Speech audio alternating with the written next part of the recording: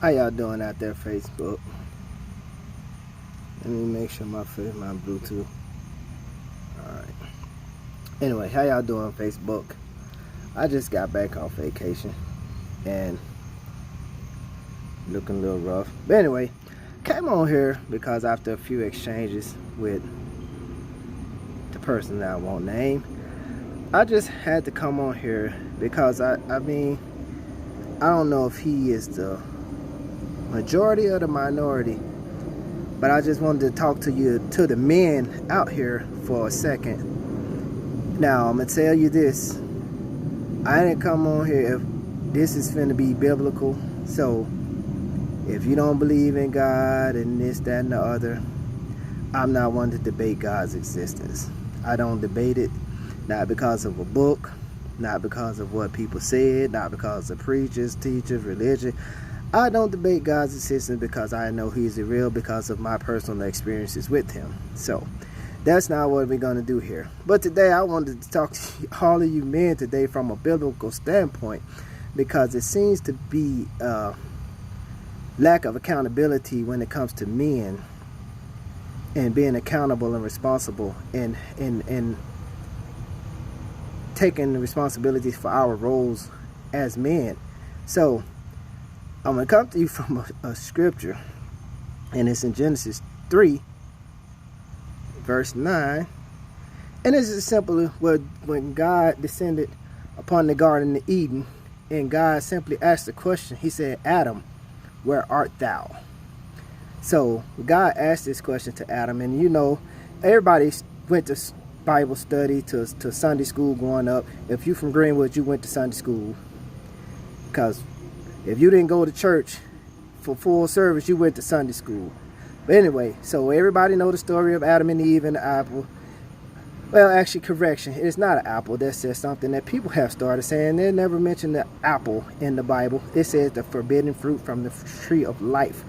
People have given it color and all this and that, but that's not a fact for today. Today I came to ask you guys, where are you? Just like God asked Adam, He said, "Adam, where art thou?"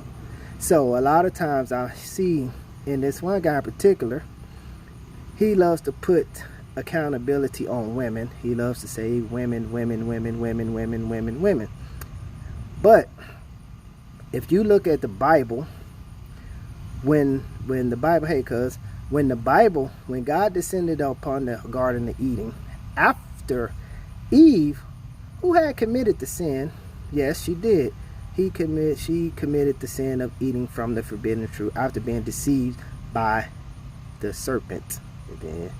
So, but if you notice, God didn't come and ask for Eve. He came and He asked for Adam.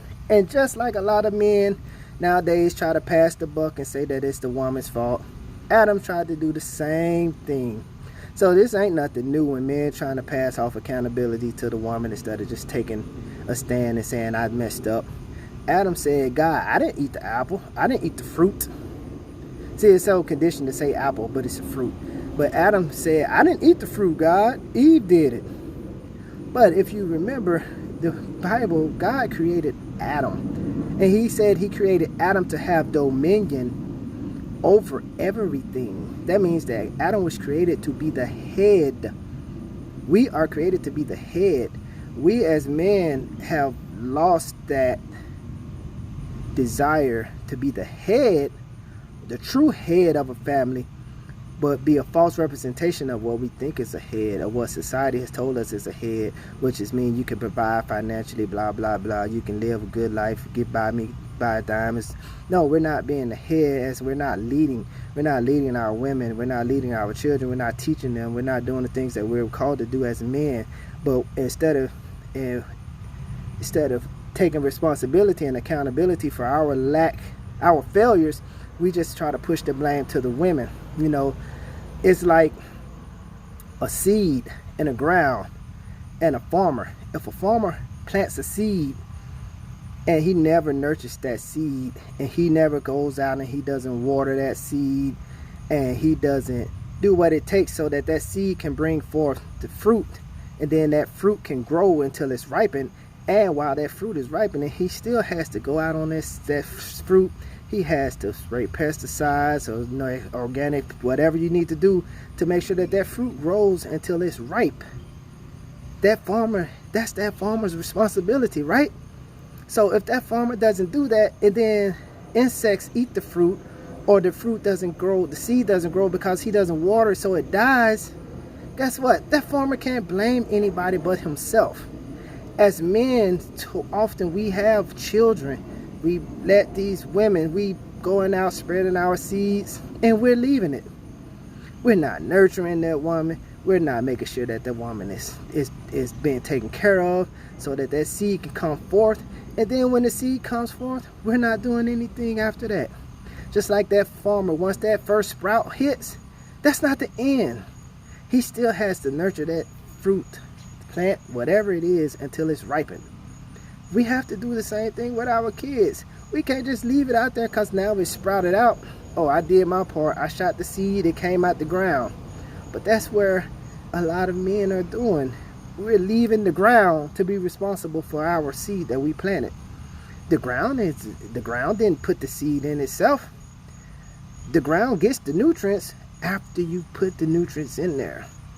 If you impregnate a woman and you leave her to fend for herself, what is she supposed to do?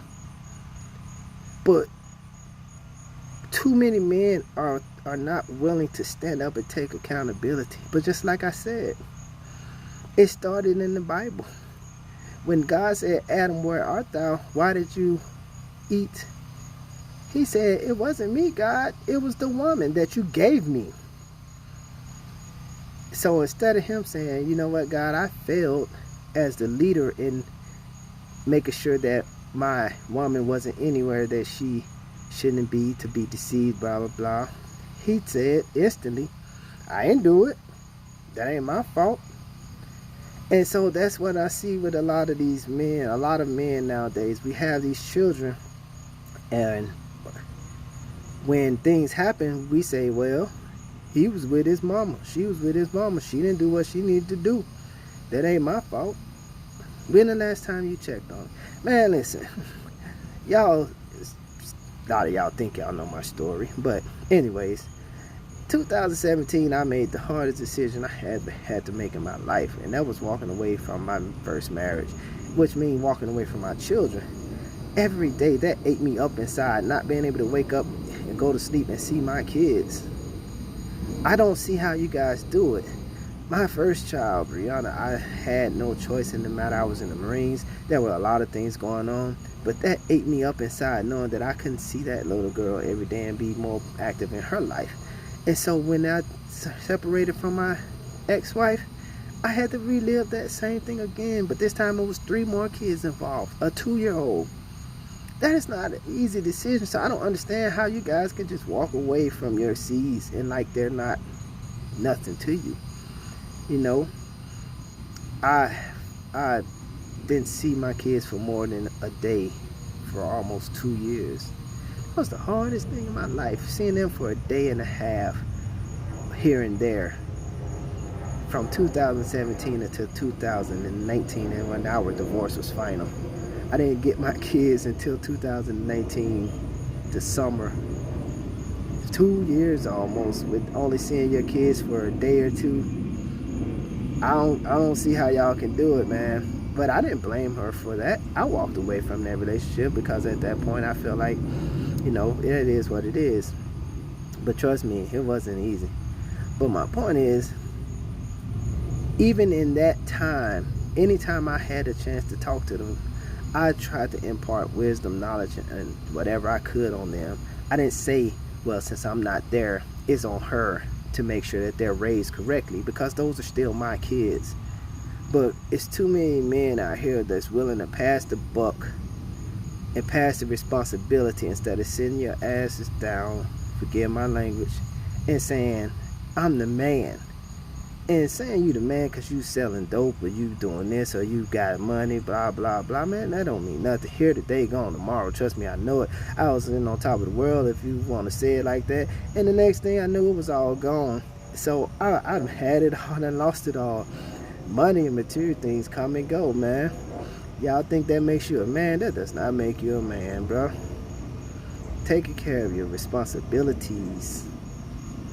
And not just financially, man. Kids need time. Kids need memories.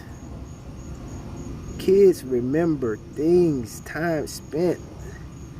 Kids want to be held. My son is 13 years old. I hug him, I kiss him, I tell him I love him. I don't want to raise a broken man. I don't want my son scared to show emotions. I don't want my son to be emotionally unavailable to whatever woman he decides to get with when he's grown. So I let him know that it is okay to show emotions. I hug my son. I kiss him on his forehead and I say, I love you, son. Like, I always talk to my son because I want my son to be emotionally available to a woman so that when she gets with him, he won't shut down. He will know how to communicate. He will know how to talk about his feelings. But y'all, man, y'all think because y'all go buy your son some Jordans and got him in polos and blah, blah, blah, that's taking care of your son. That's bullshit, man. Listen, my sons wear fucking, hell, Children's Place t-shirts. Hell, a whole lot of them. Graphic t-shirts with weird shit on it that he like. It say gamer boy, tech boy, stuff like that. He don't give a shit about a Nike shirt or a polo shirt. We teach our kids to value those brand names. Them kids don't know what that shit is. We teach that to them. Excuse my language, but I mean, some things I'm passionate about. And men being a part of their children's life is one of those things, because I didn't have that opportunity for my oldest, and they, trust me, it eats at me, but it wasn't my choice. But anyway, like I said, man, I don't tell my son, you need these Jordans. When I go to the store, my son, he has shoes he like, and whatever they are, that's what he gets. He don't get stuck on name brands, and I don't tell him, don't wear them, don't wear this, don't do that, you need to do this. No. I try to teach my kids value and being a good human being. And I'm grateful for my wife because she has the same values. We don't talk to our kids about things. We talk to them about life. We talk to them about values, about respect. You know, if my son started walking around here with his pants sagging and all that stuff, talking about a thug this, thug that, I'll smack him across his head. Because first of all, he ain't never been in no hood. I owned a house before he was even born. I bought my first house when he was 3 months before he was born. He's had his own bedroom since then. So he may not never walk around here talking about he in the hood. It was 4-bedroom, 2-story house then. Now I have a 7-bedroom house. He still has his own. He ain't from the hood. So he ain't gonna be calling himself Lil Shotgun and none of that shit, because I'll smack him on the head and tell him, you ain't no thug, boy. Ain't nothing about you thuggish. You ain't meant to be thuggish. I grew up in the hood. I ain't want that for you. I got shot in the 9th grade over some BS. You know what I'm saying? So y'all got y'all kids, man. Y'all creating these. You're keeping these cycles and these generational curses on these young boys because you're not teaching them value. You're telling them, oh man, let's go hang on the block. Man, it's crazy because when we grew up, man, people like Montrellis, you know, Wayne, them cats, man, that I grew up in Baptist Town around, when we got older, man, they would tell us, man, get your ass off this corner. This ain't what you do. You know, my brother did that stuff. But for me, man, I ain't finna let me sell no dope or try to encourage me to hang out. Because they had respect for the game. And they knew who needed to be in school and doing the right thing. You know, did we get to fighting? Yeah, that was a part of fighting. You lived in Baptist Town, fought a lot. But at the end of the day, that was it, man. Fight somebody, play basketball the next day. But it wasn't, man, the young cats, man, y'all not teaching these guys, man. And we the OGs now. We 45, 50 years old, 42. But we not telling these youngsters, man, we got them, we out here hanging out with them. You know, y'all mamas out there in the club with y'all daughters. Man, I would have never clubbed with my mama when I was 25 years old. Even if she would have been on drugs, she would try to come in the club. Or in fact, my mom wouldn't even invited me to a club with her. You know, but then we try to point the fingers and say, oh man, these kids, these are our kids. We the one raising these kids. But we always trying to point the finger. We say, well, we weren't raised this way. Well, we the one raising these kids, so who doing the half raising? Sound like to me, we are the problem. And I say we because I'm talking about a generation. And if you're between the ages of 32 and up, you're the we that I'm talking about. We're the one raising these kids.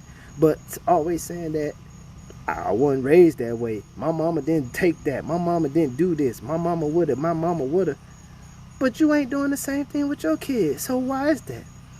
If you know for a fact that your mom would have knocked your head off for some of the things that your kid is doing, why the hell you allowing your kid to do it?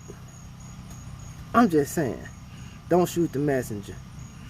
Back to my original point. Look, fellas, man, look.